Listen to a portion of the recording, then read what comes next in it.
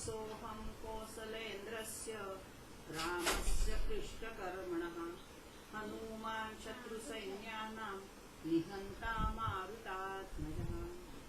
श्री हनुमान की जय। रामरक्षेच्या निरूपणानंतर रामाचा दास असणाऱ्या हनुमंताच्या स्तोत्राचं आपण निरूपण करणार आहोत। समर्थ रामदासांनी 11 भीमरूपे लिहिली। त्या 11 भीमरूपेपैकी ही पहिली भीमरूपी। 11 भीमरूप्या आणि 11 वीर मारुतींची स्थापना।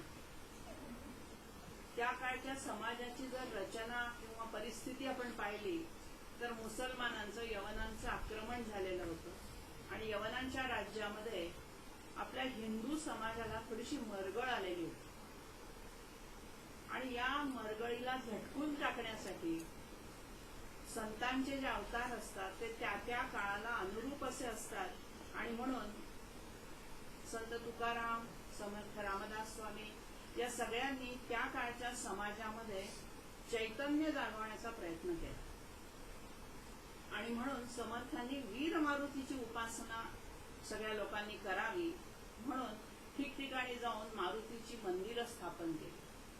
त्यातले 11 मारुती आपल्याला माहित आहेत, त्या प्रसिद्ध आहेत, समर्थांचे 11 मारुती। तशा या 11 भीमरूपी स्तोत्र आहेत। या स्तोत्रांना सुद्धा नाव देताना फक्त मारुती स्तोत्र असं म्हणलं नाहीये, तर भीमरूपी या नावानेच ते प्रसिद्ध आहे स्तोत्र। तर ह्या भीम शब्दामध्ये हा शब्द उच्चारल्याबरोबर चैतन्य शक्ती निर्माण होते, कारण भीम शब्दाचा संस्कृतमधला अर्थ आहे भयंकर। भयंकर काहीतरी अराजक सभोवताली माजलेलं आहे आणि त्या अराजकाला तोंड देण्यासाठी लागणारं सामर्थ्य ज्या देवतेच्या अंगी आहे असा महारुद्राचा अवतार असणारा मारुती याची उपासना समर्थांनी खेडोपाडी जाऊन त्याचा प्रसार केला आणि म्हणून या भीमरूपी महारुद्रा स्तोत्रामध्ये आपल्याला शक्तीची उपासना, तेजाची उपासना, बलोपासना, अनेक ठिकाणी हनुमान व्यायामशाळा स्थापन केल्या आणि बलोपासनेला महत्व दिलं। समाजामध्ये कुठेतरी शक्ती कमी पडत होती, चैतन्य कमी व्हायला लागलं होतं, लोक नैराश्यात गर्तेत बुडायला लागलेले होते आणि म्हणून प्रत्येक आपल्या संतांच्या कार्यामध्ये समाजाचं काहीतरी ते देणं लागतात आणि म्हणून समाजाला उपयुक्त असेल अशा पद्धतीची रचना, मग ती अभंगातून असेल, पदांमधून असेल, समर्थांनी जी निरनिराळी सवाया वगैरे इतर जी वाङ्मयीन निर्मिती केली त्याच्यातून असेल। जसं मध्य प्रदेश किंवा उत्तर प्रदेशमध्ये हनुमान चालिसाला फार महत्व, हिंदीमध्ये हनुमान चालिसाचं महत्व त्या भागामध्ये जितकं आहे तितकंच महाराष्ट्रात या भीमरूपीला महत्व आहे। केवळ 16 श्लोकांचं हे स्तोत्र आहे आणि या 16 श्लोकांच्या स्तोत्रामधली जी काही शेवटची आहे ती फलश्रुती आहे, परंतु 5वी एक भीमरूपी प्रसिद्ध आहे, हनुमंता रामदूता, आणि ही पहिली। मधल्या भीमरूप्या आत्याच्या सगळ्या 11च्या 11 पाठ आहेत, आम्हाला त्या उपलब्धही सहसा होत नाही। एक वेगळं 11 भीमरूप्यांचं पुस्तक आहे, मिळतात, परंतु सगळ्यामध्ये प्रसिद्ध असणारी किंवा नित्योपासनेमध्ये ज्याचा सतत अंतर्भाव घेतला जातो तीच आपण आज बघणार आहोत, पहिली भीमरूपी किंवा मारुती स्तोत्र आपण त्याला म्हणतो। भीमरूपी महारुद्रा वज्र हनुमान मारुती वनारी अंजनी सुता रामदूता प्रबंधन। आता समर्थ वाङ्मयामध्ये समर्थांच्या भाषा शैलीची जी रचना आहे त्याच्यावर थोडासा संस्कृतचा पगडा आहेच आणि काही ग्रामीण देशी भाषेतले शब्द सुद्धा आलेले आहेत। मराठी जरी असलं तरी ते अगदी आजच्या काळातल्या मराठी इतकं सोपं नाही, परंतु त्यातल्या त्या ज्ञानेश्वरीपेक्षाही मराठी सोपी आहे आणि म्हणून आपण भीमरूपी स्तोत्र मराठीतून जे म्हणतो त्यातला बराचसा अर्थ आपल्याला समजतो, परंतु खोलवर अर्थ आपल्याला आज बघायचा आहे। प्रत्येक स्तोत्रातल्या प्रत्येक रचनेतल्या प्रत्येक शब्दामागे काहीतरी एक संकेत असतो, काहीतरी सुचवायचं असतं आणि म्हणून विशिष्ट शब्द विशिष्ट शब्दाला जोडून तिथे वापरलेला असतो। मगाशी सांगितल्याप्रमाणे भीम शब्दाचा अर्थ आहे भयंकर संस्कृतमध्ये भीमचा अर्थ आहे अतिविशाल, मोठा, भव्य. मारुती हा रूपाने पण भव्य आहे, विशाल रूप धारण करणार आहे आणि त्याची कीर्ती पण जगदांतरात पसरलेली आहे. अशा अर्थाने हा भीम रूप, भीम हे रुद्राचं पण एक नाव आहे. आपण जेव्हा रुद्र म्हणतो तेव्हा आपण म्हणतो उग्रायच, नम उग्रायच भीमायच, तर त्यामध्ये सुद्धा भीम शब्दाचा वापर केलेला आहे. तर हा जो भव्य विशाल या अर्थाने शंकरांनी रामाच्या सेवेसाठी जे काही अवतार घेतले आहेत त्याला रुद्र हा शब्द वापर. राम म्हणजे केवळ दशरथ नंदन राम नव्हे. राम म्हणून जी काही एक चैतन्य शक्ती आहे ईश्वराची, परमेश्वराची, त्या शक्ती विष्णूच्या अंशातून त्यांनी जे अवतार घेतलेले आहेत त्या त्या वेळेला त्या त्या अवताराची सेवा करायला मिळावी कोणत्या ना कोणत्या अंशातून, म्हणून शंकरांनी काही अवतार घेतले, त्याला रुद्र असं म्हटलं जातं. आता या रुद्रांची संख्या 11 आहे, ती निश्चित आहे, परंतु त्यांची नावं प्रत्येक ग्रंथात वेगवेगळी मिळतात. तुम्ही नेटवर शोधायला गेलात तरी कोणी वेगळं सांगताय, विकिपीडियात वेगळं दिलेलं आहे. म्हणजे रुद्र जर आहे तर ते रुद्र सारखे नावाचे नाहीये. मारुती हा शब्द त्या रुद्रामध्ये, हनुमान हा शब्द कुठे येत नाही. वृषाकपी शब्द आहे जो हनुमंताला उद्देशून. वेदामध्ये वृषाकपी नावाची एक देवता मानलेली आहे. ती वैदिक देवता आज आपण हनुमान म्हणून मानतो. तेव्हा या 11 रुद्रांचा समावेश गीतेमध्ये सुद्धा केला आहे. रुद्राणाम शंकरोस्मी असं 10व्या अध्यायामध्ये भगवंतांनी म्हटलं आहे. म्हणजे सगळ्या रुद्रांमध्ये मी शंकर जो आहे हा संपूर्णपणे भरलेला आहे, व्यापलेला आहे. आणि या 11 रुद्रांची गीतेला साजेशी, गीतेच्या माध्यमातून अभिप्रेत असणारी अशी जर नावं घेतली तर हर, बहुरूप, त्र्यंबक, अपराजित, वृषाकपी, शंभू, कपर्दी, रैवत, मृगव्याध, शर्व आणि कपाल, एवढी 11 नावं गीतेमध्ये अनुस्यूत आहे. सगळ्यांचा उल्लेख गीतेतल्या श्लोकात येत नाही, पण गीतेवरच्या जेव्हा तुम्ही शंकराचार्यांचं भाष्य वाचता किंवा ज्ञानेश्वरीची टीका वाचता त्यावेळेला या नावातल्या काही जणांचा उल्लेख आपल्याला सापडतो.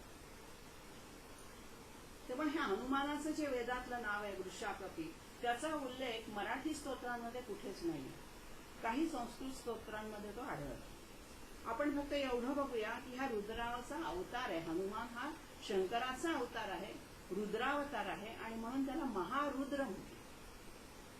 रुद्र शब्दाचाच मुळात अर्थ आहे भयंकर. रुद्रावतार काय, रुद्रावतार धारण केलं आपण म्हणतो, याचाच अर्थ अतिशय सामर्थ्यशाली, महाबलवान, पराक्रमी असा हा शंकराचा अवतार आहे.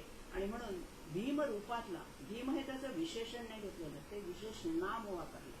भीम हे नाव आहे मारुतीचं, त्या भीमाच्या रूपामध्ये असणारा, म्हणजे भीम शब्दामधला असणारा जो अर्थ आहे तो विशेष नामासारखा वापरलेला आहे. आणि म्हणून त्याचं रूप कसं आहे तर भीमाचं रूप त्यांनी धारण केलेलं आहे, भव्य विशाल, थोडंसं भयंकर देखील त्याच्यामध्ये अपेक्षित आहेच. भीती वाटावं असं रूप घेतलेलं आहे, कारण राक्षसांना त्याची भीती वाटलेली आहे त्या रूपाचीच. आणि म्हणून भीमरूपी महारुद्रा, महारुद्राचा आपण पाहिलं 11 रुद्रांपैकी हा 11वा रुद्र आहे. वज्र हनुमान मारुती म्हणतात, भीमरूपी महारुद्रा वज्र हनुमान. आता हनुमानाची जी त्वचा आहे ती वज्रासारखी आहे. मध्यंतरी रामरक्षेच्या स्तोत्रात आपण पाहिलं की तो जन्माला आल्याबरोबर मारुती सूर्याला गिळायला जातो आणि इंद्राने त्यावेळेला त्या वज्रप्रहार केला.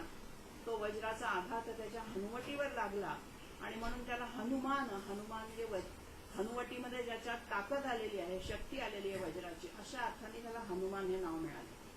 आणि म्हणून हा जो मारुतीचा अवतार आहे हा वज्र हनुमान, त्याच्यामध्ये वज्रासारखी ताकद आहे. इंद्राच्या वज्रा इतकं कठोर शस्त्र दुसरं कुठलंच नाही.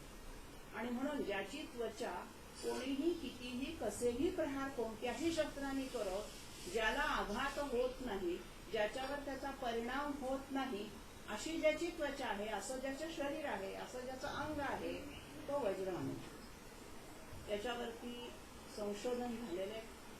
आपल्या त्र्यंबकेश्वरला एक जर्मन संशोधक आले होते, ही मी सुद्धा ऐकलेली आहे, संस्कृत परिषदेमध्ये ही सांगितली गेलेली आहे, परंतु आता ती कोणाच्या नेमकी घरी घडली त्र्यंबकेश्वरला हे मलाही सांगता नाही येणार.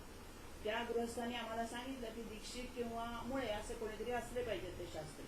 त्यांच्या घरी एक जर्मन अभ्यासक आला आणि तो त्यांना सांगत होता की आम्हाला तुमच्या माळ्यावरच्या सगळ्या पोथ्यांचा अभ्यास करायचा, किंवा कोणकोणत्या जुन्या मोडी लिपीतल्या आणखीन जुन्या अशा काहीतरी पोथ्या ज्या तुमच्याकडे आहेत त्या दाखवा. आता हे जे भिक्षुक लोक आहेत त्यांना त्यातलं आता संस्कृत फारसं कळेन असं झालेलं होतं, किंवा मोडी लिपी पण समजेनाशी झालेली होती. म्हणून त्यांना वाटलं की असेल काय, हा धूळ बळली आहे सगळी, माळ्यावर भयंकर धूळ आहे, फक्त तुम्ही मला परवानगी द्या, मी येतो, ती धूळ झटकतो आणि एकेका पोथीचा मी अभ्यास करतो. ठीक आहे, आता हा एवढा अभ्यासाच्या वृत्तीने आलाय, राहायलाच आलाय म्हणून त्याला परवानगी दिली. तो रोज रोज एक एक पोथी धूळ झटकून काढायचा, वाचायचा. तेवढ्यासाठी तो संस्कृत शिकून आला होता, मोठी लिपी शिकून आलेला होता. आणि एक एक ग्रंथ वाचल्यानंतर पुन्हा बांधून जसाच्या तसा ठेवून द्यायचा. शेवटी खूप दिवस, खूप महिने हे चाललं होतं. त्या भिक्षुकांनी विचारलं विद्वान पंडितांनी की तू काय शोधतोय असे, असं रोज आपला एक वेळासारखा एक ग्रंथ काढतो काय, त्या पूर्वीच्या ग्रंथांनी लाल फडक्यात बांधलेले असे, तर सुटे सुटे कागद जीर्ण झालेले आहेत, सगळे घेऊन जा ना तुझ्या देशात, काय करायचंय. तो म्हणतो सगळे घेऊन जायला मी आलेलोच नाही. बरं, मी इथे बसूनच अभ्यास करतो. ठीक आहे, कर. वर्षभर तो तिथे राहिला आणि रोज एकेका ग्रंथाचं अध्ययन करायचा, पुन्हा नको म्हणून बासनात बांधून ठेवून द्यायचा. एक दिवशी त्याला एवढा अत्यानंद झाला, त्या ग्रंथामध्ये त्याला जे शोधायसाठी तो आला होता ते त्याला मिळालं. आणि हे त्याच्या लक्षात आल्याबरोबर तो अत्यानंदाने म्हणायला लागला की बस, सापडलं. आणि आता या पोथीची किंमत सांगा. जीर्ण शीर्ण पानं झालेली, धूळ खात पडलेली, त्यातली एकही ओळ आपल्याला समजत नाही, अशा पोथीची किंमत तरी काय सांगावी. त्या भिक्षुकांना प्रश्न पडला, काय सांगावी. दे म्हणे, काय तू देशील. नाही म्हणे, फार महत्वाची पोथी सांगा, तुम्ही म्हणाल तेवढी किंमत मी द्यायला तयार. त्या भिक्षुकांनी काय सांगितलं असेल, थोडीफार एवढीशी तो पोथी आहे, काय सांगावी त्याची किंमत. त्यांनी सांगितलेल्या किमतीच्या 10 पट किंमत द्यायला तो तयार होतो आणि म्हणतो मी एवढी देतो, फक्त मला ही पोथी माझ्या बरोबर नेऊ द्या. काय असणार आहे याच्यात, एवढे पैसे देतो तू सगळ्याच पोथ्या घेऊन जा ना म्हणे, माझ्या घरातला कचरा बाजूला होईल. तो म्हणे मी सगळ्या पोथ्या न्यायला आलोच नाही, इथे राहिलो कशाला मग मी वर्ष.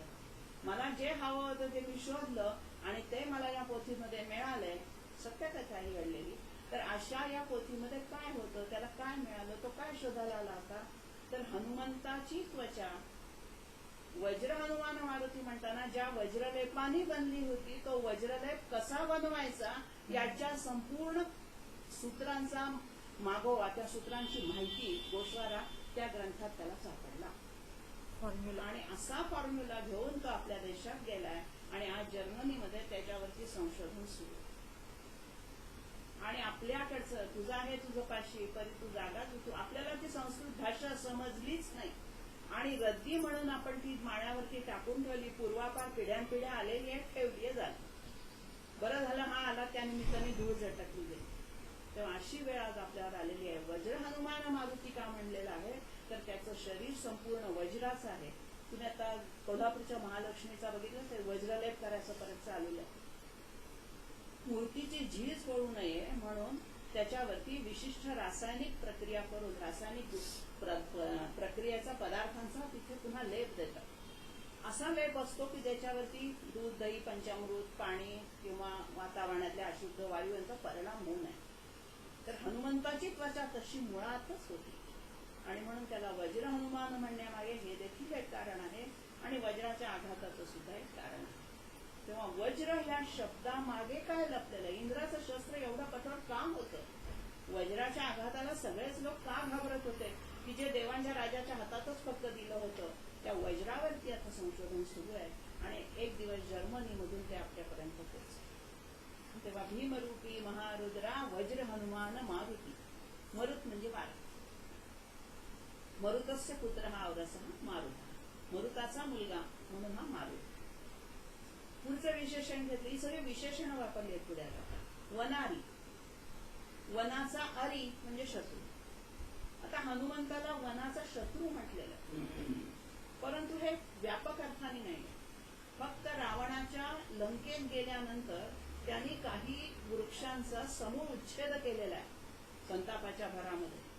त्याच्यात सुद्धा असा उल्लेख सापडतो की ज्या वृक्षावरती हनुमंत बसत असत त्या वृक्षाचा रामनामाचा जप सुरू आहे का नाही हे त्या वृक्षयोनीतल्या त्या जीवात्म्याचा, कारण वृक्ष ही सुद्धा एक जीवात्मा योनी आहे. शाप मिळाला की वृक्ष योनीत जाऊन आपण होतो. तर त्या वृक्षाचा रामनामाचा जप चालू असेल तर त्या वृक्षाला हनुमंतांनी उपटून टाकलेलं नाही. ज्या वृक्षांमध्ये त्याला रामनामाचा जप ऐकू आला नाही तिथे त्याचा संताप झाला आणि त्यांना ते मुळासकट उकडून टाकले असा उल्लेख होतो. विशेषतः रावणाचं आवडतं वन जे होतं ते प्रमोद वन, सीतेला ठेवलं होतं ते अशोक वन, आणि श्रीलंकेमधल्या प्रमोद वनामधल्या अनेक झाडांचा विनाश विध्वंस हनुमंतांनी केला. का तर रावणाला राग आला पाहिजे. रावणाला राग येण्यासाठी त्याच्या आवडत्या वनातल्या वृक्षांचा, आणि रावणाच्या आवडत्या वनातले वृक्ष ते काही रामाचं नामस्मरण करीत नसणारच, आणि म्हणून या अर्थाने हनुमंताला वनाचा शत्रू वनारी असा शब्द वापरला. तो हनुमंत वनाचा शत्रू म्हणजे सगळ्या अख्ख्या भूमंडलावरची वनं त्यांनी उद्ध्वस्त केली असा अर्थ नाही. वानर योनीतली लोक वृक्षावर राहताना काही वेळा वृक्षांची खांद्या तोडतात अशा अर्थाने सुद्धा वनारी शब्द त्याला लावतात.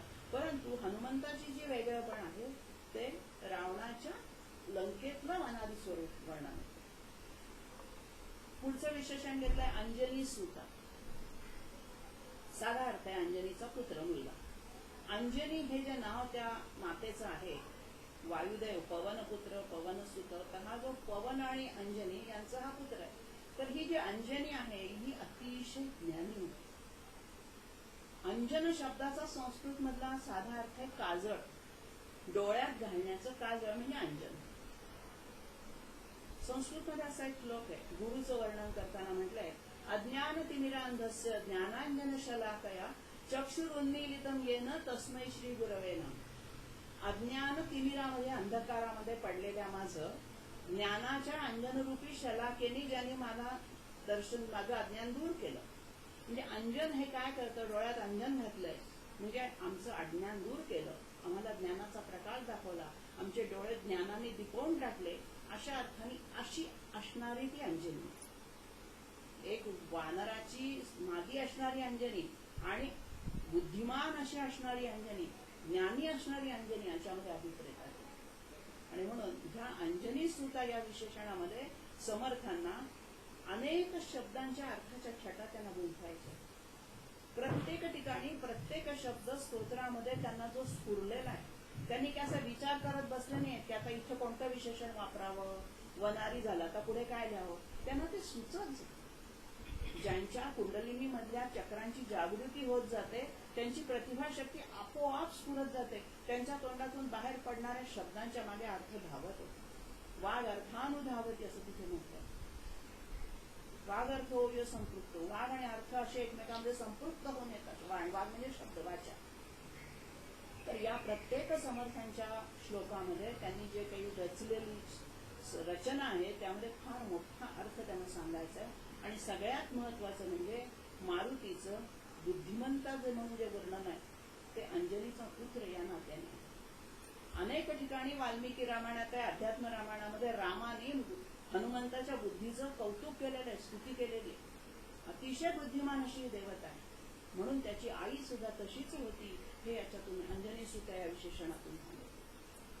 भीमरूपी महारुद्रा वज्र हनुमान मारुती वनारी अंजनी सुता रामदूता प्रभंजन. रामदूत आपल्याला माहित, रामाच्या सगळ्या बातम्या सीतेपर्यंत नेऊन पोचवणं, राम नंतर परत येतो ही बातमी भरताला अयोध्येत जाऊन सांगणं, सगळी रामाची जी कामं आहेत ती दूतासारखी मारुतीने केली आहे. त्यामुळे हे विशेषण सोपं आहे. नंतरचं जे विशेषण आहे ते प्रभंजन.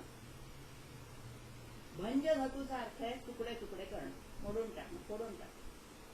हा प्रभंजन आहे. मग हा कशाचे तुकडे करतोय हनुमान? हा प्रभंजन एक वायूचं पण रूप आहे. ज्या वेळेला रौद्र रूप वायू सोसाट्याचा वारा सुटतो त्यावेळेला दगडांचं सुद्धा चूर्ण होतं असं वर्णन.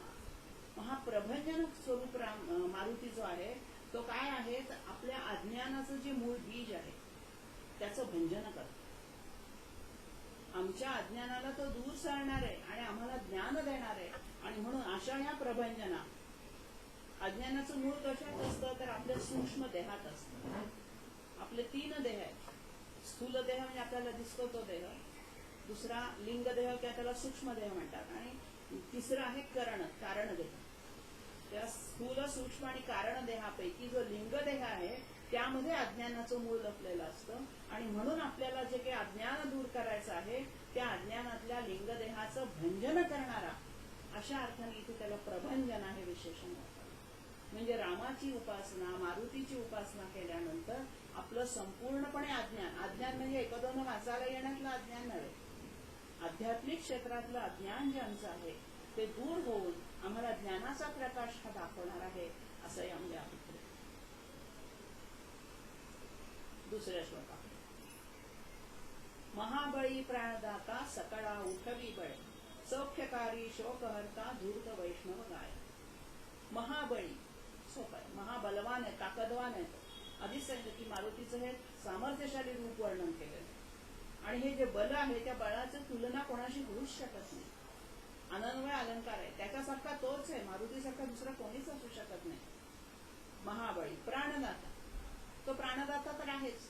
लक्ष्मणाचे प्राण जेव्हा मूर्छित पडला होता त्यावेळेला त्याच्या प्राणाची रक्षण करण्यासाठी हनुमंतांनी द्रोणागिरी पर्वत उचलून आणला, संजीवनी वनस्पती तिथे आणली आणि लक्ष्मणाला प्राणदान दिलं. ह्या संपूर्ण घटनेचं तर आहेच, परंतु आपल्या संदर्भात विचार केला तर वायू हा आपला प्राण असतो. प्राण अपानामधला जो प्राण आहे त्याच्यात आपल्याला प्राणवायू किंवा प्राणशक्ती धारण करण्यासाठी वायूची गरज असते, आणि हा वायुपुत्रच आहे. या अर्थाने तो आपल्याला प्राणदान देतो, आपल्या प्राणांचं तो रक्षण करतोय, आपल्याला प्राणदान देतोय. आणि म्हणून इथे प्राणदाता, आपल्याला प्राण देणारा, संजीवनी वनस्पतीसारखी आपल्याला शुद्ध हवा पुरवणारा, अशा अर्थाने सुद्धा त्याला प्राणदाता म्हणतात. सकळा उठवी बळे, सगळ्यांना उठवतोय. आता उठवतोय म्हणजे काय, आपण ज्या वेळेला रात्री झोपतो त्यावेळेला आपण सकाळी उठणार आहोत हा विश्वास आपल्या मनामध्ये असतो, म्हणूनच आपण झोपू शकतो. झोपताना जर एखाद्याला सांगितलं की तू उद्या उठणारच नाहीस, तर तो झोपणारच नाही. मग ही जी उठवण्याची प्रक्रिया आहे, आपल्याला कोण उठवतं झोपेतून? एखादा अलार्म उठवणं ही गोष्ट वेगळी.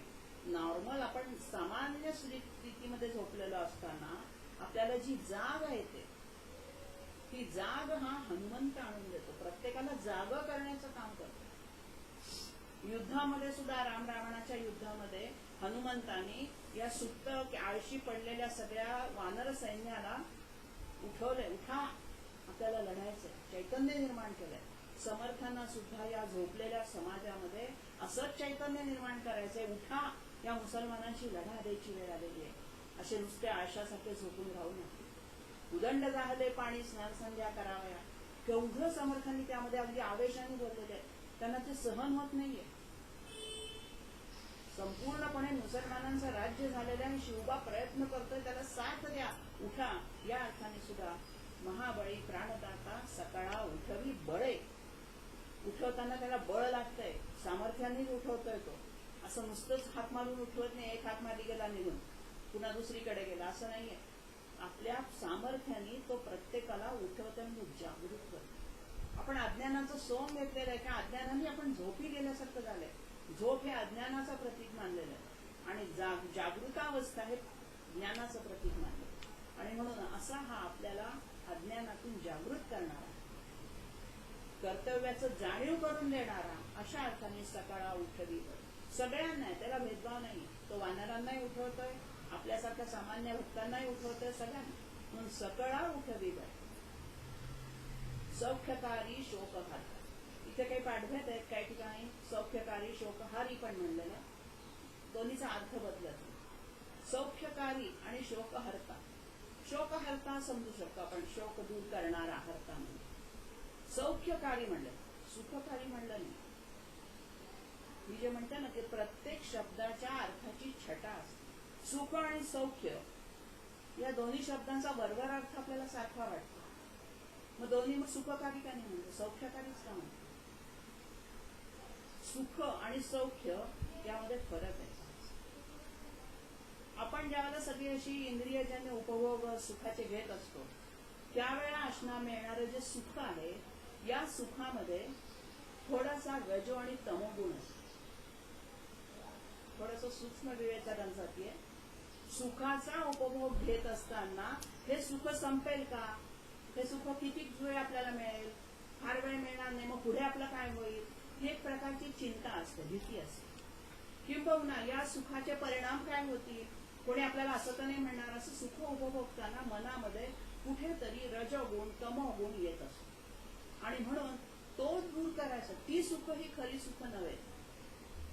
जे निर्भेळ सुख आहे, निर्मळ सुख आहे, ब्रह्मसुख आहे, तिचं संपण्याची प्रक्रियाच नसते. आत्मसुख त्याला म्हटलेले अध्यात्म. आत्मसुखाची जी कल्पना आहे ती समाधी लागली, तल्लीन झाला, त्या भावावस्थेत गेल्यानंतर मिळणारं सुख हे खरं सुख.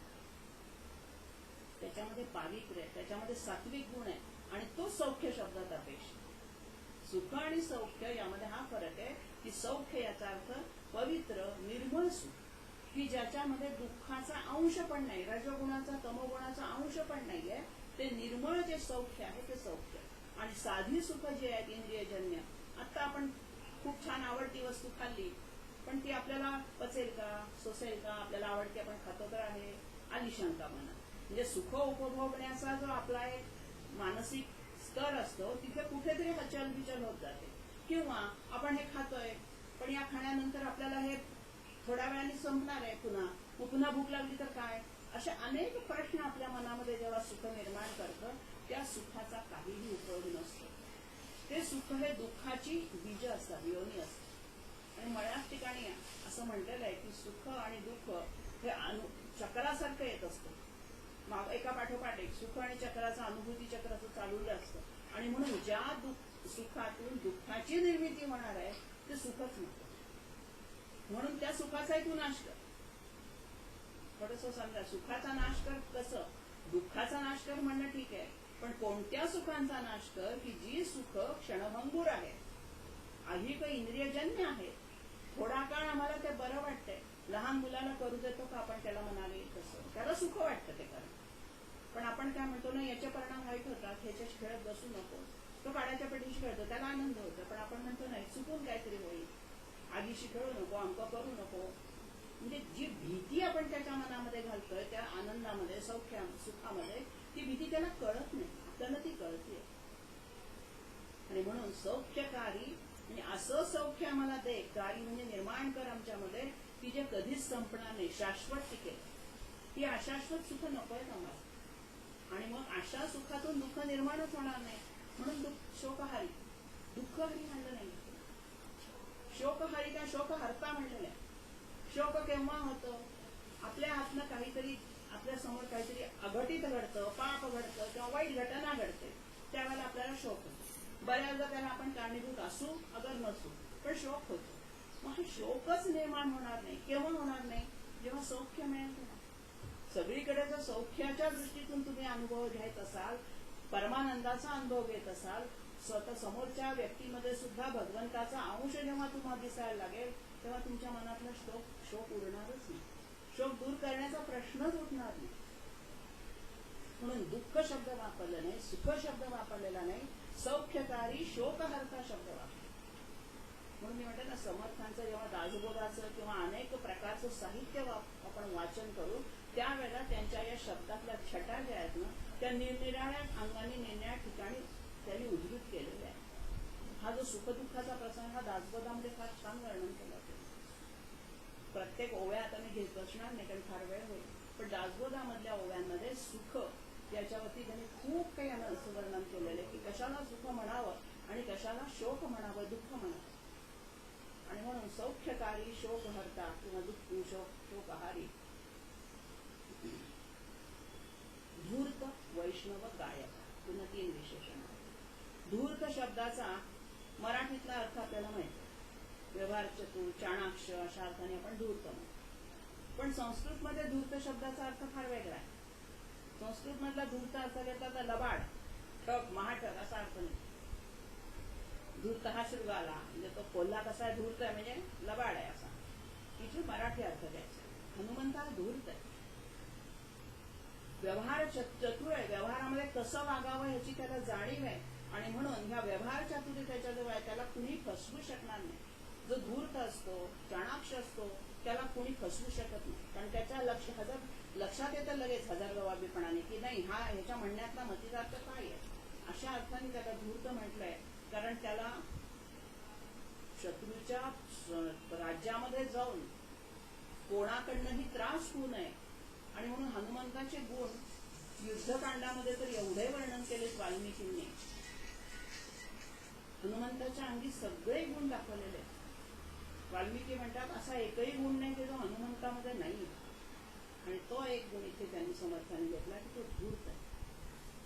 उपास्य देवतेच्या अंगी असणारे गुण आपल्या अंगात यावेत ही उपासना करतानाची आपली इच्छा असली पाहिजे. साधकाची इच्छा काय पाहिजे, मी ज्या देवतेची उपासना करते आहे, ज्या देवतेचं स्तोत्र म्हणते आहे, त्याच्या अंगी असणाऱ्या सगळ्या स्फुल्लिंगांचं चेतवण करण्याचं काम माझं आहे. आणि ते स्फुल्लिंग चेतन झाले की ते माझ्या अंगामध्ये यावेत, माझ्यापर्यंत पोचावेत आणि त्यातले काही अंश तरी माझ्यामध्ये उतरावेत, उतरवण्याचा मी प्रयत्न करावा अशी इच्छा असणं सुद्धा फार महत्वाचं आहे.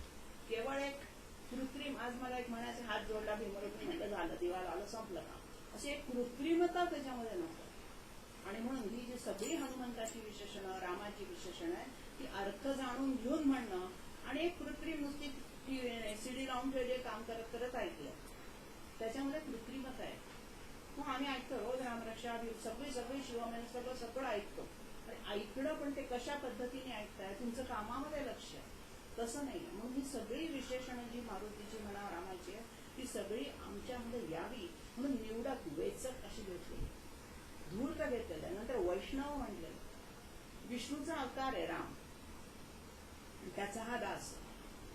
आणि म्हणून रामाची सतत स्तुतिगान, रामाचं चरित्राचं गायन हनुमंत करत असतो. रामनामाचा तो सतत गायन करत असतो. म्हणून पुढे म्हणले गायक.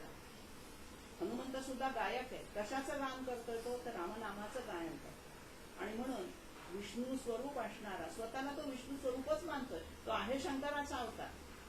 परंतु शंकरांनी विष्णूच्या सेवेसाठी घेतलेला तो अवतार आहे, तो विष्णुमय बनून गेलेला आहे. हनुमंत रामापेक्षा वेगळा नाहीच. त्याच्या हृदय पाडलं तर त्याच्यात रामाची स्मृती दिसते. तर असा हा हनुमान आहे. आणि म्हणून हा वैष्णव रुद्रा अवतार असून देखील, शंकराचा अवतार असून देखील इथे त्याला वैष्णव शब्द समर्थाने वापरलेला. म्हणजे पुन्हा शिव आणि विष्णू यात भेद नाही हे त्याच्यातून त्यांना दाखवायचं. आणि म्हणून या दुसऱ्या श्लोकामध्ये रामचरित्राचं गायन करणारा, विष्णू स्वरूप असणारा, व्यवहार चतुर असणारा, शोक दूर करणारा, सौख्याचा लाभ करून देणारा अशा या हनुमंताला वंदन. असा हनुमंत आम्हाला सगळ्यांना रोज बळाने सामर्थ्याने उठवतो. आणि म्हणून त्याची आपल्यावरती कृपा आहे. त्याच्या या कृपेबद्दल आपण त्याच्यापुढे हात जोडले. तिसऱ्या श्लोकाकडे, दीनानाथा हरिरूपा सुंदरा जगदंतरा, पाताल देवता हंता भव्य शेंदूर लेपा. मारुतीच्या अंगावर सगळा शेंदुराचा लेप. आता हे शेंदूर जर रासायनिक गुणधर्म आपण पाहिले तर शिस आणि ऑक्सिजन यांचं मिश्रण केल्यानंतर शेंदूर तयार होते. आता या शिस आणि ऑक्सिजनच्या मिश्रणाचे जे एकत्रित गुणधर्म आहेत ते रसायनशास्त्रामध्ये अनेक वर्णन केले, त्यात आपल्याला जायचं नाही. पण हा जो शेंद्री रंग तयार होतोय तो त्यागाचं प्रतीक. आणि हा शेंद्री भगवा रंग हा हनुमंतांनी आपल्या संपूर्ण अंगाभोवती लपेटून घेतलाय, गणपतीने लावलेला. हनुमंताची अशी एक तुळशी रामायणामध्ये कथा आलेली आहे की एक दिवस सीता माता आपल्या भांगामध्ये शेंदूर भरत असते. ते बघतात, ते उत्तरेकडे सिंदूर मांगामध्ये भरण्याची पद्धत आहे. तर तुळशी रामायणामध्ये त्यांनी असं वर्णन केलंय की मारुती सीतेला प्रश्न करतो की हे माते, तू हे काय लावलंस आता इथे तुझ्या इथे? तर ती सांगते सेंदूरला. मग काय लावलास? तर म्हणे तुझे जे स्वामी आहेत ना त्यांचं रक्षण व्हावं, ते सांग. सौभाग्याचं लक्षण आहे की नाही, सौभाग्य टिकावं म्हणून त्या बायका भांगामध्ये सेंदूर घालतात. म्हणून सीतामातेने सांगितलं तुझ्या स्वामींच्या रक्षण व्हावं ही सदिच्छा असते त्याच्यामध्ये. आमचं सौभाग्य टिकावं म्हणजे काय, तुझ्या स्वामीचं रक्षण व्हावं. अरे माझ्या स्वामीचं रक्षण होण्यासाठी एवढासा शेंदूर लावते, मी माझ्या सगळ्या अंगाला लावून देतो, म्हणजे मग माझ्या स्वामीचं रक्षणच होईल. अशी बालसुलभ भावना तिथे हनुमंताच्या मनात झाल्याचं वर्णन तुळशी रामायणामध्ये केलं. तेव्हा असा हा सेंदूर लेपन केलेला हनुमंत कसा आहे? दीनानाथ, दीन दुबळ्या लोकांचा नाथ आहे, स्वामी आहे. त्यांना मदत करणार आहे, त्यांना आधार देणार आहे, त्यांचं आश्रयस्थान असणार आहे. हरिरूपा मध्ये एकदा हरिनारायणाचा मी उल्लेख केला होता. हरी म्हणजे वानर, वानराच्या रूपातला आहे. संस्कृत शब्द हरी आहे, हरीचा अर्थ होतो वानर. मराठीमध्ये हरीचा अर्थ घेतला तर चित्ताचं हरण करणार. आणि म्हणून हनुमंत दोन्ही दृष्टीने आपल्या चित्ताचं आकर्षण देतो. एक वेगळं रूप आपल्याला असं बघायला मिळतं हनुमंताकडे पाहिल्यानंतर, आणि म्हणून आपलं चित्त आकर्षिलं जातं आणि वानराचं स्वरूप त्याच्यामध्ये आपल्याला दिसतं. म्हणून दीनानाथा हरिरूपा सुंदरा जगदंतरा. हनुमंताला सुंदर म्हटलेलं आहे. हनुमंताच्या सौंदर्याची वर्णनं बऱ्याच ठिकाणी आलेली आहे. हनुमंत ज्या वेळेला पाताळात गेलेला आहे त्यावेळेला सुद्धा त्याचं वर्णन केलेलं आहे. पुढे उल्लेख आहे तो पाताळ देवता हंता. आता या हनुमंतानी पाताळात जाऊन काय केलं तर पाताळामध्ये रावणाचे दोन मित्र राहत होते, अहिरावण आणि महिरावण.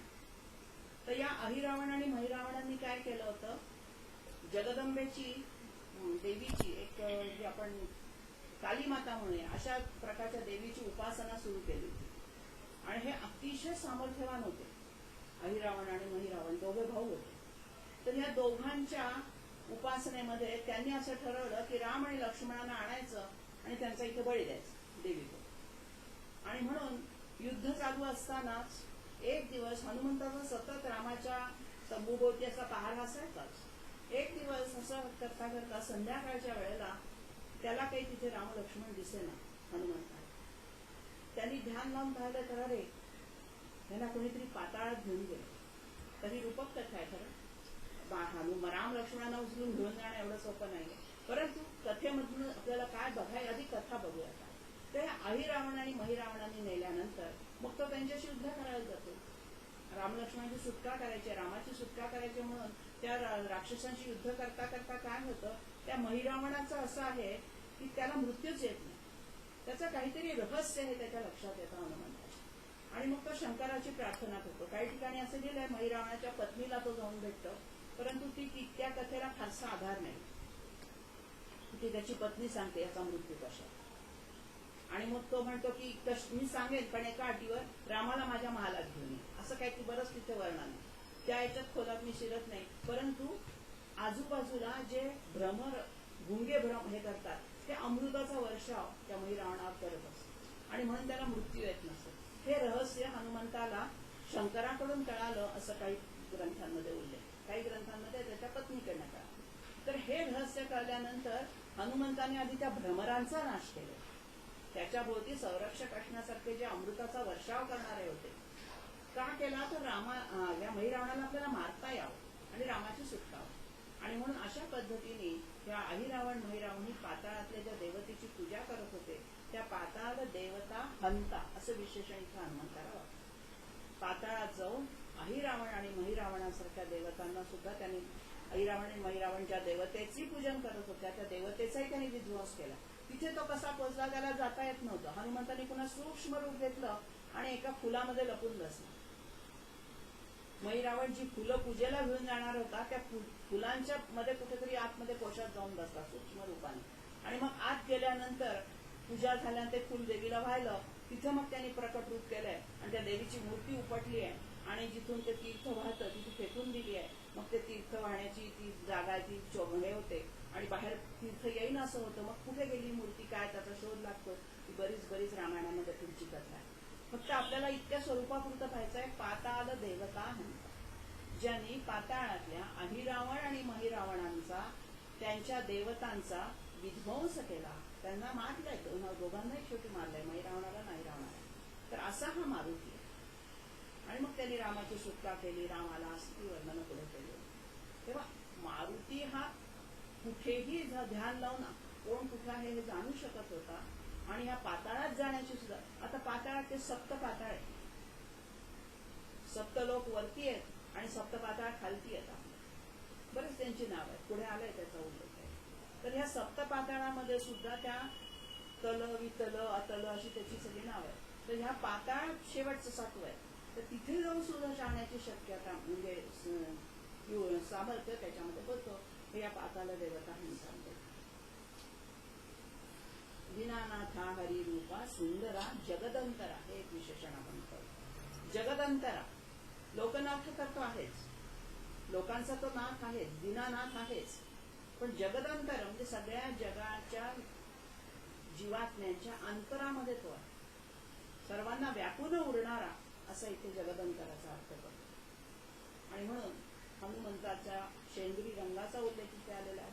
पाताळात जाऊन त्याने जे काही आपलं पराक्रम गाजवला त्या श्लोकांचा त्याचाही उल्लेख आलेला आहे.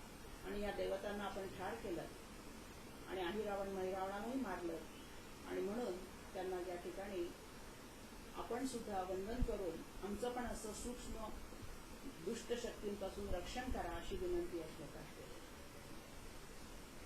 पुढे लोकनाथा जगन्नाथा, मी जे आता म्हटलं की सप्त लोक आहेत त्याचा उल्लेख इथे त्यांनी केला. सप्त लोक आहेत, त्या सप्त लोकांमध्ये सगळ्या लोकांमध्ये याचा वावर आहे हनुमंताचा. आणि म्हणून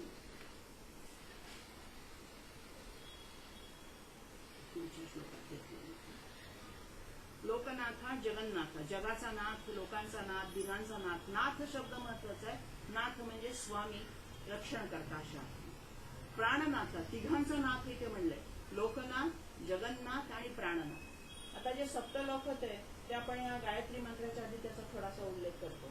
भूर भुव स्वहा, महा, जन आणि तप अशी हे जे आणि श्रद्धी सत्य हे 7 लोक आहेत. तर हे भूलोक, भुवरलोक, सत्यलोक, स्वहालोक, महालोक, जनहा, तपहा आणि सत्यम अशा या 7 लोकांचा हा स्वामी आहे. म्हणजे काय, तर या 7ही लोकांमध्ये सगळे एकाच्या वर आहे, त्याची अंतरं दिलेली आहेत काही. तर या एवढ्या अंतरांमध्ये हा जो सप्तलोक पसरलेला आहे, या सप्तलोकांच्या अंतरांमध्ये हा जो हनुमंत आहे, हा हनुमंत काय करतो आहे, तर याच्यावरती आपली सत्ता गाजवतो. सत्ता कोणत्या अर्थाने म्हटलेलं आहे, तर या सप्तलोकामध्ये आपला आत्मा प्रवास करतो. मृत्यूनंतर आपला आत्मा हा भूलोक आहे आपला, या भूलोकातून भुवा श्वासावरती वरती जातो. तर त्याला जी गती मिळते, त्या गती मिळण्यामध्ये या हनुमंताची प्रेरणा, हनुमंताची शक्ती असते असं इथे म्हटलंय. आणि म्हणून लोकनाथ म्हणलं.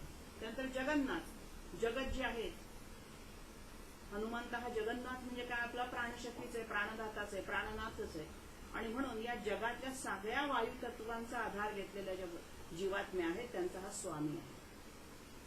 पुढे काय म्हटलेलं आहे, पुण्यवंता, पुण्यशीला, पावना, परितोषक. पुन्हा 3 विशेषणं क्रमाने घेतली, पुण्यवंता, पुण्यशीला आणि पावना.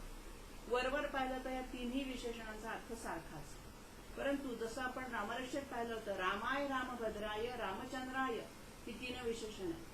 त्याच्यामध्ये आपण सच्चित आणि आनंद असे 3 स्वरूप पाहिले, तसे इथे 3 स्वरूप. आपलं जे पावित्र्य आहे, हे पावित्र्य, पुण्य म्हणजेच पावित्र्य, हे कशा पद्धतीने 3 प्रकाराने, कायिक, वाचिक आणि मानसिक. पहिलं जे विशेषण आहे पुण्यवंत, त्याच्यामध्ये ते कायिक स्वरूपात, शरीराने पवित्र. हनुमंत शरीराने पण पवित्र आहे. पुण्यशील, मनाने पण तो पवित्र आहे. सॉरी, वाचेने, कायिक वाचिक, दुसरं वाचिक आहे. पुण्यशीलामध्ये वाचा आहे आणि पावनामध्ये मन आहे. काया वाचा मने ह्या जो शब्द आपण वापरतो, काया म्हणजे शरीर, म्हणून तो पुण्यवंत आहे. शरीर पुण्यवान असणं, पवित्र असणं, पण पवित्र शरीरामध्ये पवित्र मन असेलच असं नाही, त्याची वाणी पवित्र असेलच असं नाही. काही ऋषी असे होते, शरीराने खूप पवित्र होते, साधना करायचे, खूप सगळं होतं, परंतु त्यांची वाचा जी आहे, दुर्वास ऋषींसारखी, त्यांची वाचा ही शीलवंत नव्हती. शाप द्यायचे सगळ्यांना, संताप अनावर व्हायचा त्यांना. तसं मारुतीचं नाही, तो पुण्यशील. त्याची जी वाचा शक्ती आहे ती सुद्धा पवित्र आहे. त्याच्या तोंडातून कधीही अपशब्द बाहेर पडलेला नाही. मारुतीचं वर्णन वाल्मिकी रामायणामध्ये जे केलंय त्या संबंध वर्णनाला, त्या प्रकरणाला वाल्मिकीने सुंदरकांड नाव दिलं. युद्धकांड आपण समजू शकतो, युद्धाचं वर्णन. सुंदरकांड म्हणजे काय, तर मारुतीच्या जन्मापासून मारुतीचं सगळं चरित्र त्याच्यात वर्णन केलंय. ते इतकं सुंदर आहे की वाल्मिकीने त्या प्रकरणाला सुंदरकांडच नाव दिलं. आणि म्हणून या सुंदरकांडामध्ये इतकं सौंदर्याचं वर्णन आहे. सौंदर्य केवळ शरीराचं नव्हे, त्याच्या वाचेचं, त्याच्या शक्तीचं, त्याच्या मनाचं, सगळं सौंदर्य इथे अपेक्षित. पावित्र्य, सौंदर्यामध्ये पावित्र्य असेल तर ते सौंदर्य चांगलं दिसतं किंवा आपल्याला आकर्षून घेतं. आणि म्हणून पवित्र आणि सुंदर ही जी देवतांची विशेषण आहेत ती याच्यामध्ये लावलेली आहेत. पुण्यवंता पुण्यशीला पावना, हनुमंत काया वाचा मने पुण्यवान आहे, पवित्र आहे आणि म्हणून त्यांना पावना म्हटलेलं आहे. आणि परितोषका, परितोषक म्हणजे समाधान देणारा, सगळ्यांना संतुष्ट करणारा. परि अधिक तुष धातू याच्यामध्ये आपल्या मनाला तो समाधान देतो. मारुतीच्या मूर्ती पुढे उभं राहिल्यानंतर आपण डोळे मिटल्यानंतर आपल्याला आनंद मिळतो. आनंदे भीमदर्शने पुढे येणार आहे. तर अशा या संपूर्ण सगळ्या जगताला आनंद देणार आहे. कारण तो रामाचाच सेवक आहे. राम आनंदी आनंद आहे सगळीकडे आणि त्याच्यामध्ये पण आनंद भरलेला आहे आणि म्हणून तो सगळ्यांनाच आनंद वाटतो आहे. अशा अर्थाने तो संतोष देणार आहे. समर्थांचं मन सुद्धा हनुमंतापुढे संतुष्ट होतं म्हणून त्यांनी त्यांना परितोषक हा शब्द वापरला. 5व्या श्लोकाकडे ध्वजांगे उंचली बाहो, आवेशे लोटला पुढे, काळाग्नी काळ रुद्राग्नी देखता कापती भये. थोडस युद्धाला अनुकूल असं वर्णन यात केलेलं आहे. ध्वजांग म्हणजे ध्वजा जी असते, ध्वज पताका. रामाच्या युद्धाची ध्वज पताका सगळ्यात पुढे घेऊन कोण, आवेशे लोटला पुढे, आवेशामध्ये पुढे पुढे सरकत कोण होतं तर हनुमंत सरकत.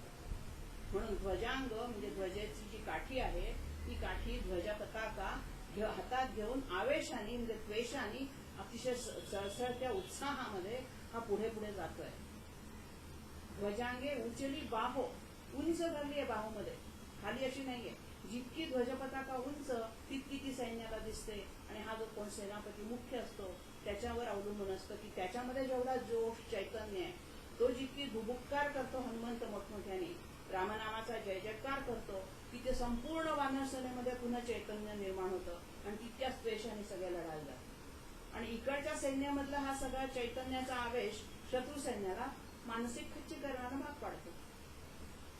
असं ते वर्णन त्या ठिकाणी केलंय की हनुमंत आपल्या हातामध्ये रामाच्या युद्धाची ध्वज पताका घेऊन उंच धरतोय. ध्वजांगे उचली बाहू, उचली म्हणजे वर उचलतोय, आपल्या बाहूमध्ये वर उंच उचलून धरतो आणि आवेशे लोटाला पुढे पुढे आवेशामध्ये पुढे पुढे सरकतोय. लोटतोय म्हणजे सरकतोय हळूहळू.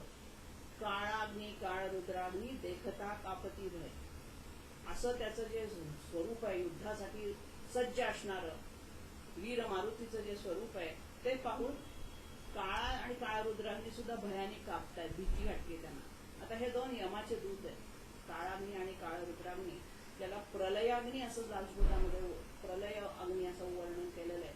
त्याची ही दोन रूप आहेत. तर ही दोनही अतिशय विकराळ आणि भयानक अशी स्वरूप आहेत. काळरुद्र किंवा काळरुद्राग्नी जो आहे हा प्रलय काळचा अग्नीचं स्वरूप आहे. पण ते भयंकर स्वरूपाचे यमदूत सुद्धा ज्याला घाबरतात तो केवढा मोठा भुभुक्कार करणारा असला पाहिजे, शक्तिमान असला पाहिजे असं याच्यामध्ये समर्थन सांगायचं. तेव्हा काळाग्नी काळ रुद्राग्नी हे देखील आपल्या या आवेशापुढे भयाने कापतायत, थरथर कापू लागलेले.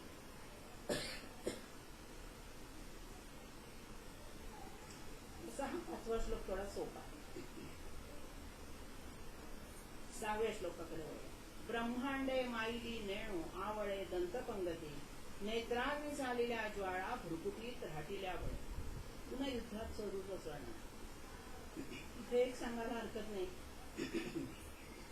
की मारुतीचं किंवा हनुमंताचं एवढं अक्राळ विक्राळ भीम भयानक असं रूप का वर्णन केलंय समर्थांनी.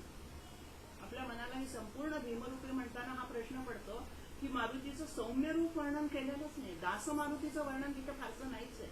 समर्थांच्या वाङ्मयामध्ये नेहमी पराक्रमाने युद्धाला निघालेल्या अशा आवेशाने लढणाऱ्या हनुमंताचं रूप वर्णन केलं. त्या ठिकाणी समर्थांनी स्वतःच्याच वाङ्मयात असं लिहून ठेवलेलं आहे. भक्तांनी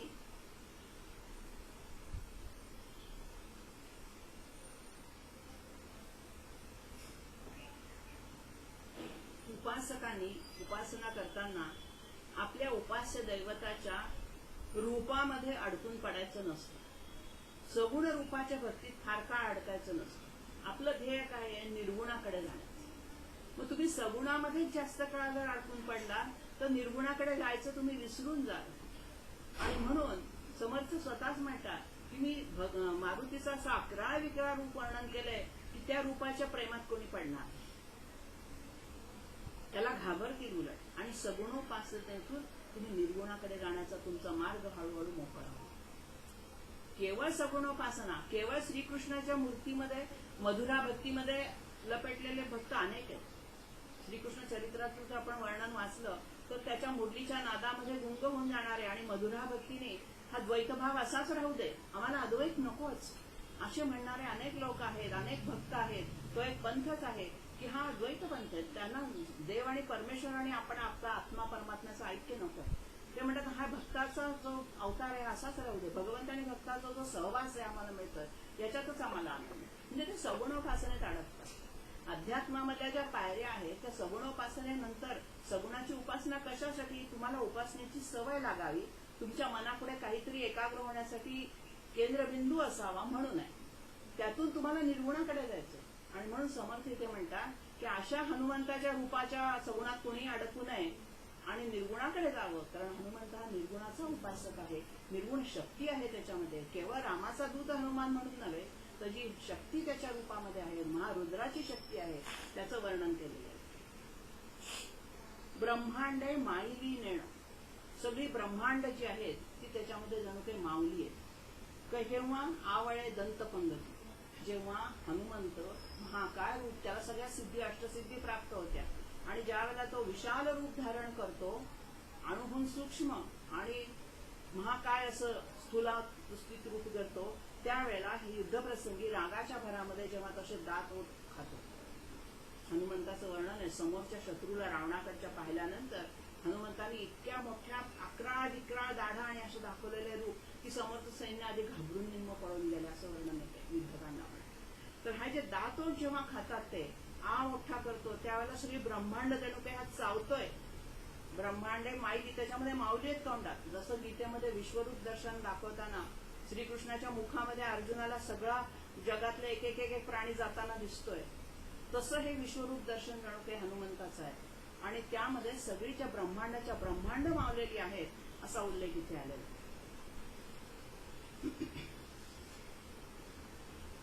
आता ही जी ब्रह्मांड आहे या ब्रह्मांडामध्ये आपल्याला खूप सारं काही त्याच्यामध्ये भरलेलं आहे. साधं नुसतं जे वर्णन केलेलं आहे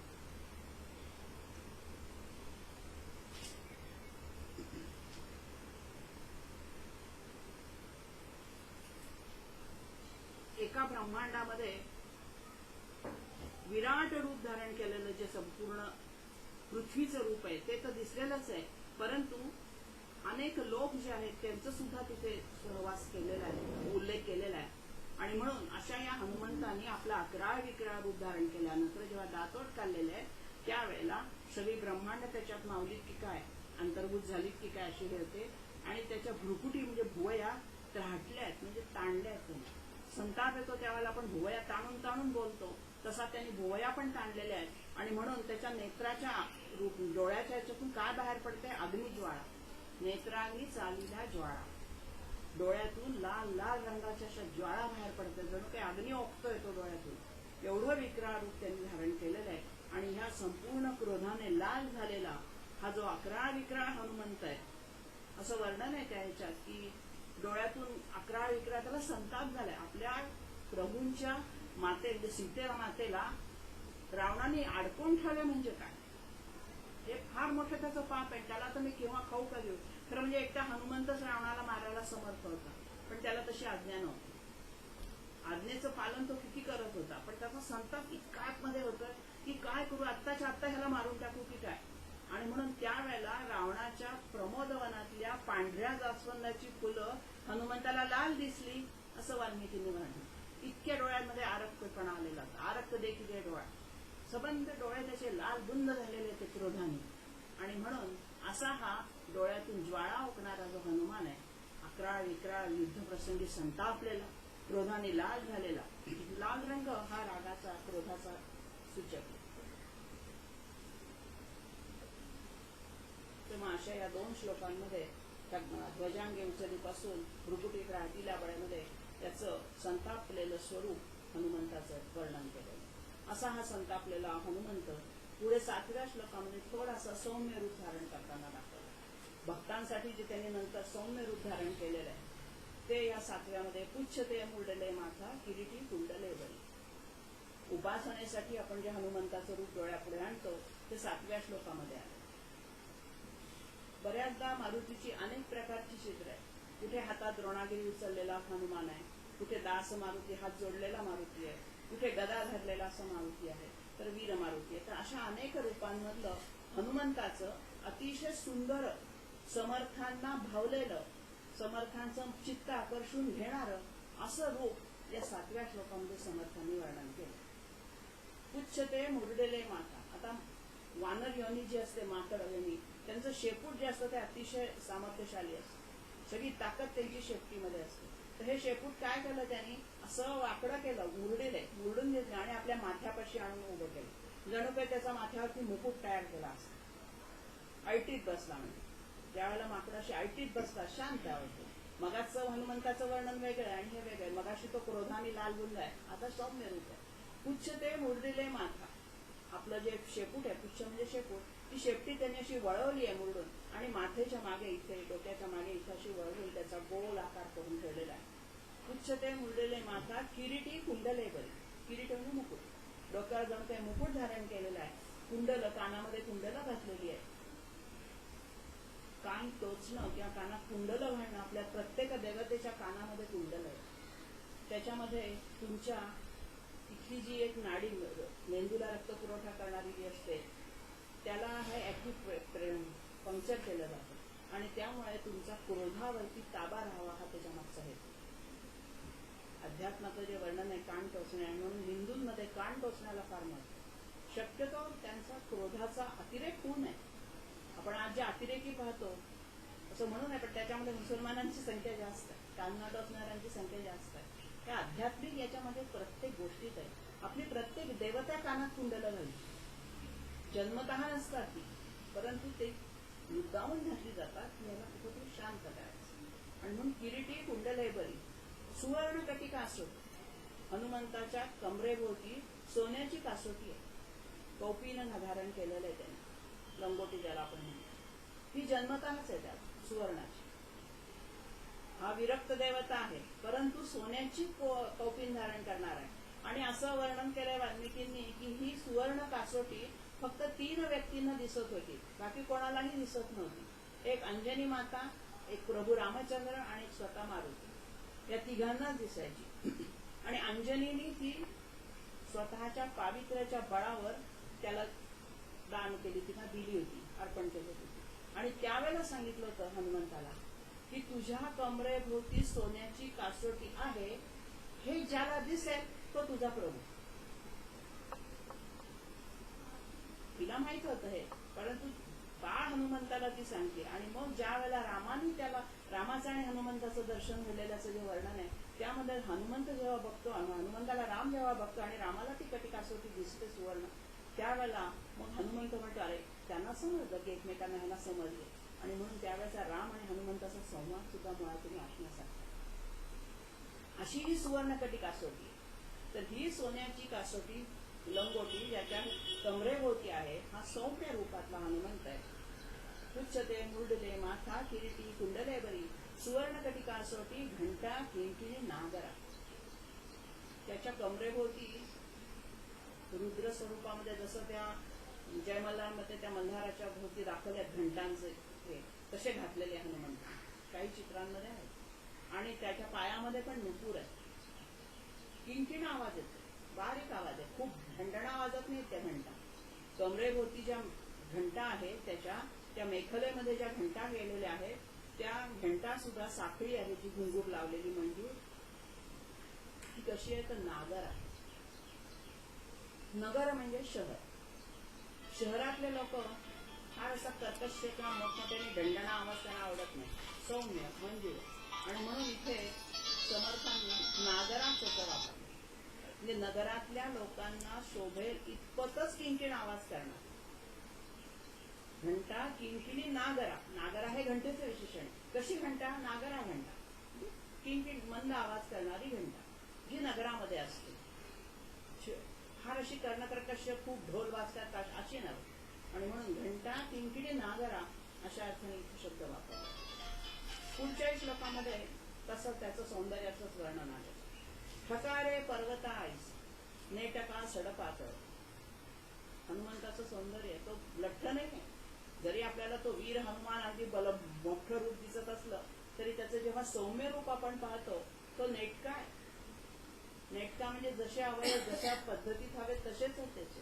कुठेतरी स्थूल आहे, कुठेतरी बारीक आहे, पाय लठ्ठे असं नाही. अतिशय डौलदार सौष्ठवपूर्ण असं त्याचं शरीर आहे. म्हणून नेटका सडपातळ म्हणले. तो सडपातळ आहे. त्याला रूप धारण करता येतात ती वेगळी, पण मूळ रूप त्याचं वर्णन करते समर्थाने की नेटका आणि सडपातळ. सडपातळ माणूसच चपळ असतो ना. लठ्ठ माणसाला चपळाईने कुठे असं जाता येत नाही. आणि म्हणून नेटका सडपातळ चपळांग पाहता मोठे. त्याचं अंग अतिशय चपळ आहे. चपळाईने तो क्षणात इथे असतो, क्षणात कुठे जातो कळत नाही. ठकारे पर्वताईस. आपल्या पुढे दत्त म्हणून कसा आहे तो पर्वतासारखा ठकारे म्हणजे उभा राहतो. दत्त म्हणून पुढे येणे, समोर हजर होणे अशा अर्थाने ठकारे शब्द वापरतात. तर हा पुढे उभे राहताना आपल्याला जे समर्थांना जे रूप दिसतंय ते त्यांनी इथे वर्णन. समर्थांनी ज्यावेळेला हनुमंताची उपासना केली आणि त्यांना दर्शन मिळालं त्यावेळेचं वर्णन आहे. ठकारे पर्वता आयसा नेटका सडपातळू चपळांग पाहता मोठे महाविद्युल्लते. साधी विद्युल्लता नाही, महाविद्युल्लता जी पहिल्या काळीचं त्याचं ते तेज असेल असं तेज ह्याच्यामध्ये. आणि म्हणून तो क्षणार्धात विजेसारखा चमकून जातो. चपळाईने कुठून कुठे जाऊ शकतो. तेव्हा असं हे हनुमंताचं सौम्य रूप आपण 8 श्लोकांपर्यंत 8व्या श्लोकात आहे.